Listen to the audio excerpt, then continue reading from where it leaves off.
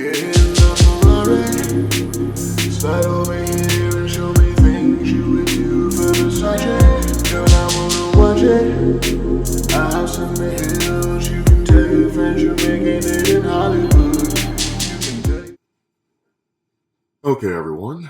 I get a lot of questions about, how do I frame a story? How do I start writing, process questions?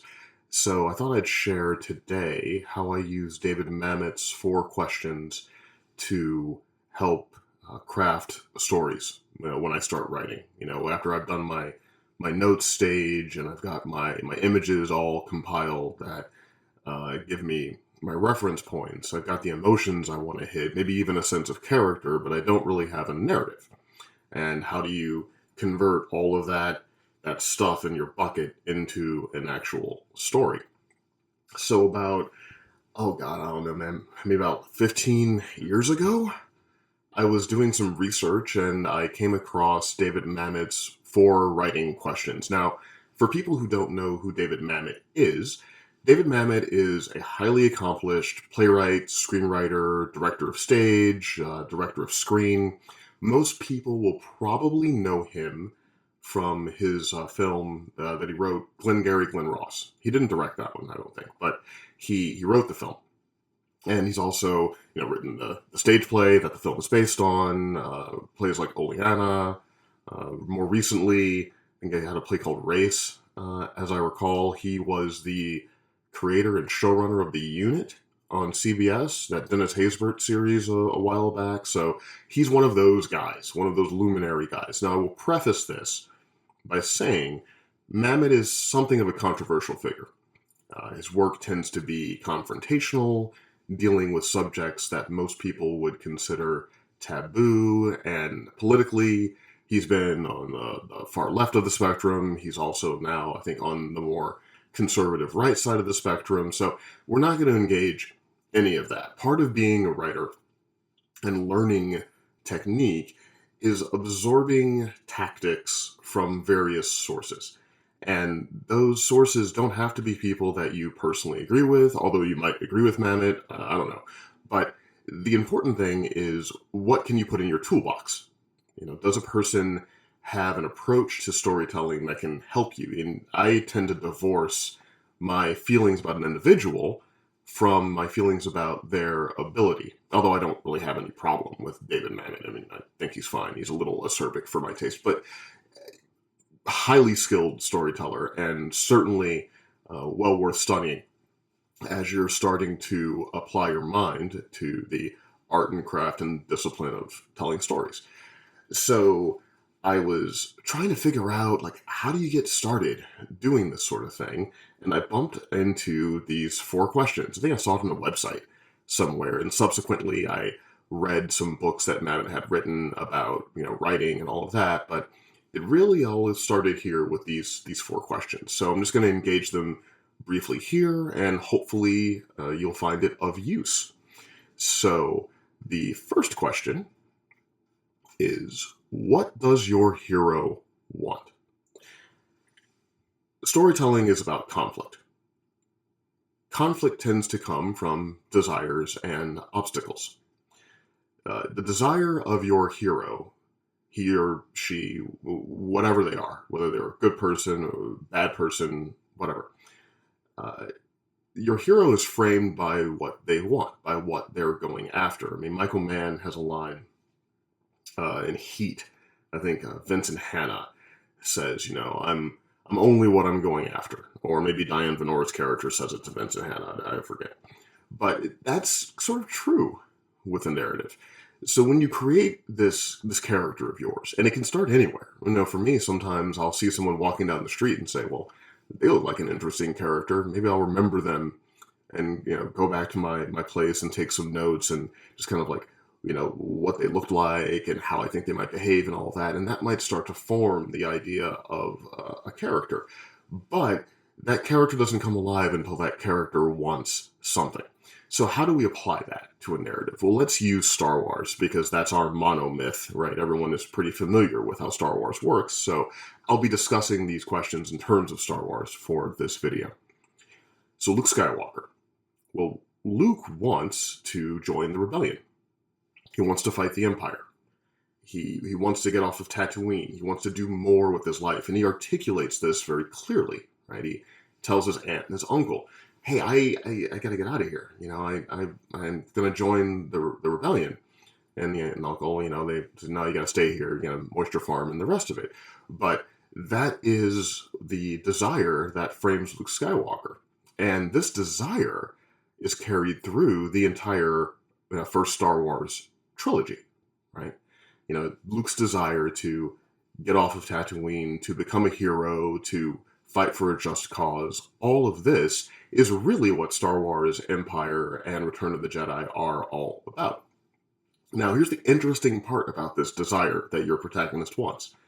Your desire can be sort of amorphous when a story starts, right? It can be a little vague, and that's okay.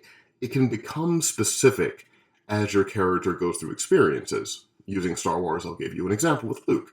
So when we first meet Luke, he wants to join the rebellion, but he has no idea what that means. It's not specific for him. It's a dream. It's the same dream that we all have when we're 16, 17 years old and we're figuring out what we want our adult lives to be. And we have these ideas of what we want to do, but they're not tempered by experience yet. But over the course of the narrative, that amorphous idea becomes more specific. He bumps into Obi-Wan Kenobi, and Obi-Wan Kenobi tells him the fable of his father, gives him the lightsaber, says that he has the Force, that he should become a Jedi, right? So that general idea of wanting to, quote, join the rebellion becomes, I want to be a Jedi, like my father before me. And that is the lifeblood that goes through the entire trilogy, right? I mean, each of those movies is really about Luke wanting to become a Jedi, right? So that desire is the anchor that you can always return to in a narrative. If you're lost in your story, if you have no idea what should happen next, well, your hero should pursue what they want. That's what should happen next. It can always lead you to scenes and structure. It can keep you moving through your narrative if you've clearly articulated that desire. Now, the other element of this is you don't want too many competitive desires in your narrative. Now, people are complex, right? We want a bunch of different things all at the same time, and a lot of them are contradictory. But when you're forming a narrative, especially in your first draft or your outline, you really want your hero to want the one thing. Whatever that one thing is. And you need to know what that one thing is, because that's going to become the fertile soil that you plant the seeds of your narrative into, and then your story is going to grow out of that. So you want a clear goal. You don't necessarily have to state the goal in the narrative. In action adventure stories, thrillers, those kind of mythic stories, it tends to be stated pretty clearly, and that's mainly because these stories they come from an oral tradition, right? The mythological narratives were originally spoken before they were written, and if you're listening to someone tell a story, it's important to understand what that hero wants. You want to remember it, and so oftentimes in those stories, a character will explicitly state, "This is what I want," just so the audience can remember that as they're hearing the adventures of Odysseus, adrift at sea, trying to get back home to his wife and stop the siege of his home by the baddies. We know what Odysseus wants because he clearly articulates that. Luke clearly articulates that. You don't have to do that. You can make it more subtle if you want. A lot of drama, desire is kind of hidden a little bit into the background. But if you go back and you analyze a drama that you really liked, you'll see that most of the scenes, if not all of the scenes, relate to that desire in some way. So when you're starting out and you have a sense of who your character is, immediately start thinking about what that character wants, because we're framed by our desire. If we're poor, we want money. And our desire for money contextualizes all of our actions, right? If we're lonely, we want companionship. And our desire for companionship contextualizes all of our actions. So we are both defined by what we are, but also by what we want. And you can make the argument that what we want defines what we are. If we are a hardworking individual who rises early and goes to bed late and always makes sure that we're working harder than the next fella, well, that might be because we want success. And so success becomes the dominant characteristic of our lives, and that defines who we are. Same thing for your hero. Your hero is going to be defined by desire in some way. So when you start thinking about your story, you have a sense of that character, first thing you should answer is, what does your hero want? So the next question, what's standing in their way? Earlier, I said that drama is conflict, and conflict is often between desire and obstacle. If there's no obstacle standing in the way of your hero accomplishing their goal, then you don't really have a story, or you have a pretty boring story, right? Like, if Luke says, I want to become a Jedi, and then instantly he's taken to the Jedi Academy, he's taught how to become a Jedi, and he becomes a Jedi, that's not much of a story. You know, it's a pretty easy path for Mr. Skywalker between, on the way to getting from what he wants and having what he wants. And while that might make Luke pretty happy as an individual, it wouldn't entertain us most.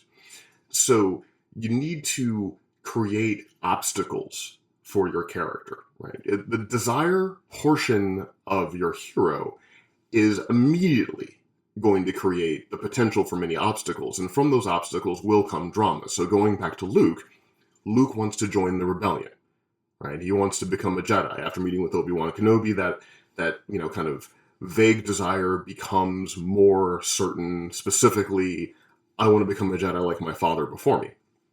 All right, well, what's standing in his way? Well, at first, what's standing in his way is his love of family, because his aunt and his uncle need him to take care of the moisture farm. They are aging, and he knows that he has to be responsible for the family homestead. It's that sense of family responsibility that is keeping him from pursuing his goal. And that's a very relatable obstacle. One of the things about Star Wars that works so well is, even though it's this mythic fantasy of a story, it's created through a bunch of relatable things. And one of them being, in order to be what I want, I have to leave the people that need me, and I can't do that. I mean, I went through that when I was a kid. I was, growing up in St. Louis, Missouri, and it was just me and my mother. Grew up in a single-parent household because my dad died when I was a kid, and I wanted to become a storyteller. I wanted to make movies, tell stories, write comic books, the whole thing. But I couldn't feel great about that desire because that meant leaving my home. Right? So I was Luke Skywalker, right? We've all been Luke Skywalker at some point. So the obstacle that stands in the way of the hero is going to create your conflict and your scenes. And usually you will have many obstacles. It's not just the one thing. So at first, it's the sense of family responsibility. It's going to keep me on Tatooine. I got to take care of the moisture farm. I can't be a hero. Well, then the stormtroopers gun down his aunt and his uncle. So family responsibility is not so much a point of it anymore. Okay, but then he has more obstacles. The Empire itself, like Darth Vader, all of these different things, right? So the obstacles that stand in the way of your character's desire, that's where your scene structure is going to come from. That's the conflict that's going to make your drama. So we have, what does your hero want? And what is standing in their way. If you have those two things very clear in your mind, you have most of a story. Now, you're still drowning in options because you can have infinite desires and infinite obstacles, but you have the dynamic there at play that you can use. And overcoming these individual obstacles is what's going to create your character. We talk a lot about character. You want to have a three-dimensional character, a character who's interesting, all of this stuff. People tend to think that means backstory, and it doesn't. I mean, backstory is important because it can inform your choices, the way your character might react to something or what have you. But for an audience can't really engage backstory. What an audience engages are the choices a character makes in the face of an obstacle, right? So if you want something, and let's say you're going to go across the street and you want to get a glass of orange juice, and you got $10 in your pocket, and you took your $10 bill into your pocket, you walk down the sidewalk, you're going to get your juice, and then someone puts a gun in your face and says, "Give me all your money." Well, if you give them your money, you can't go get your orange juice. Now, maybe you're sort of a pacifist character, or you're just not necessarily familiar with having guns in your face, so you give them your money. Well, then now you have to go back upstairs and get the money, for your orange juice again, and go back and get it, right? That's how you overcame that obstacle. If you're Jason Bourne, you might make a different choice, because you can disarm that person. You can keep them from taking your money, but now you've disarmed them in the middle of the street and the police saw you do it, and now the police want to question you, but they can't question you because you're Jason Bourne. You don't want to answer questions because you can't tell them who you really are, and now you have the makings of a narrative. Maybe you go on the run and the cops are chasing you and the character's making more choices. So how we respond to obstacles is what defines us as an individual. I mean, you can look at someone's character in a moral sense and define it as how a person reacts to adversity defines character. If a person reacts to adversity by being terrible, then maybe they have a moral deficit. If a person reacts to adversity by choosing what we would agree is a moral higher path, then that person is someone to be admired. That person is heroic because of the nature of the choices they make. So the second question, what's standing in their way? Make a list of obstacles. And through those obstacles, you're going to find opportunities that are going to help you create scenes. So question number 3, what happens if they don't get it? That's the next element of consequence, right? So you have desire, obstacle, and consequence. Consequence is really important, because if nothing happens if they don't get it, then there's very little at stake in your narrative. I'm not invested into your hero getting what they want, because if they don't get what they want, nothing will happen. So it's not urgent. It doesn't feel like it's something that needs to be accomplished, so I'm not emotionally invested into the result. So you have to have a sense of consequence. So if Luke doesn't become a Jedi, then maybe the Empire remains forever, right? That's the implication that Obi-Wan has. That is what adds the weight of consequence to Luke's decision.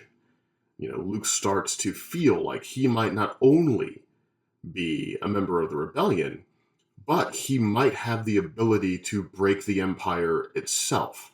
But if he doesn't become a Jedi, if he doesn't realize that potential, then he's never going to do that, and the Empire will remain, and the galaxy will never be free, right? So you want to have the sense of consequence. There has to be something that's going to happen, usually bad, either bad because the hero believes it's a bad result, or bad in an objective way. Like if Bruce Wayne never becomes Batman, then Gotham remains corrupt forever, right? That's kind of objectively a bad result that causes the most harm to the most people. But in a romantic comedy, you don't need to have, the highest of stakes for the world. It could just be the character will never find happiness. If she doesn't find a committed partner in the metropolitan hustle and bustle, then she may never be happy. And it can be that simple, but it's still a consequence.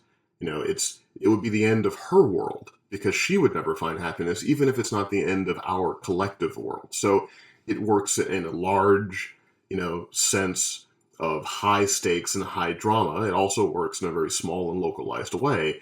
But no matter what kind of narrative you're doing, you definitely want to have consequence be a measure of it. So what does your hero want? What is standing in their way? And what happens if they don't get it, right? Those 3 questions, right? If you can frame that stuff, now you're starting to get the sense of a story, right? We've got desire, obstacle, consequence, and we're kind of on our way. And here comes the 4th question. Why now, right? So why now, for me, and this is just how I interpret it, and Mamet would probably argue with me and win because he's much smarter than I am. But I interpret why now as, why is this desire at this moment so important? You know, we want to tell stories about characters making the most important choices of their lives. And that gets a little muddled these days because of the dependence on backstory narratives and prequels and expanded universe content. And so the timeline of the story, when the audience is introduced to a narrative, gets a little lost. And I read a lot of work from people and they'll send it to me. And part of what I'll see in some of the work is, I don't think this is the most important time for the story to be happening in this character's life. This feels like something that could have happened before. Your story really starts in the third act of this story, and these first two acts are something I don't think the reader or the audience needs to see. So you want to make sure that there is a kind of a temporal urgency for your narrative. Like, why is this story happening right now? So in the case of Luke Skywalker, well, he's around, like, I guess 18 or something years old in Star Wars. They don't really say, but it kind of infer like 17, 18 years old. So he's at that crossroads where he's thinking about who he's going to be as a man. You know, he's coming out of boyhood, he's going into manhood. And so this choice about whether he's going to be a moisture farmer or he's going to join the rebellion or he's going to be a Jedi or later on if he's going to turn to the dark side, all this, he's making choices these choices are going to determine the rest of his life. And that's why we are watching the narrative when we're watching it, because we're seeing Luke make the most important choices in his life. So your story should be about your character making the most important choices in their life. That's what matters here. That's what's really important for them. It's not just a small choice that will have a small effect. It's a large choice that can have a large effect. You know, going back to the idea of the romantic comedy. Well, if she doesn't, stop being a workaholic or, getting rid of the ridiculous standards she might have for who should be a partner, maybe she's just scared of being in a relationship again, whatever it is. If she doesn't get over that stuff, she might never be happy. This might be the time where she could get married and she could still make those life decisions that can carry her into the future in a loving relationship, or she's going to wind up kind of wasting the best years of her life sort of pursuing or not pursuing something because of all these reasons, because of these obstacles, right? So even in a smaller context, you do want the narrative to have a sense of inherent importance. So make sure that your story is being told at the most important time of your protagonist's life, and it's something that we see not really paid attention to so much because of the sequels we see in movies and ongoing narratives. But when you first start and you're telling your first story of a character, make sure it feels like it's the most important time for this character to be pursuing this goal. Not to pee, I said pee, but to be pursuing this goal. That is going to help give your story a sense of importance. It's going to make me invest into it because I know the depth of the consequence that we've established before. So that's really it. Those are the 4 rules that I use whenever I start framing a narrative. What does your hero want? What's standing in their way? What happens if they don't get it? And why now?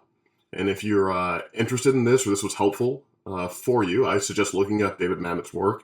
His masterclass is really useful.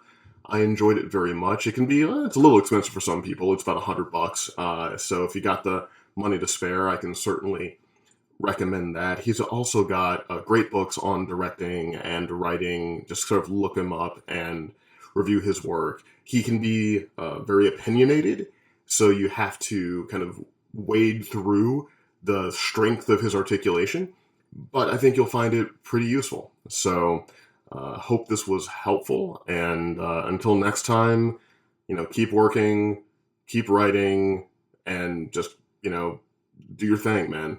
Remember, the only thing that you have to fear in life is regret.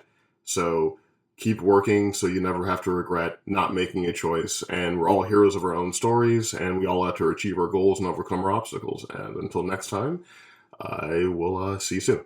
Cheers.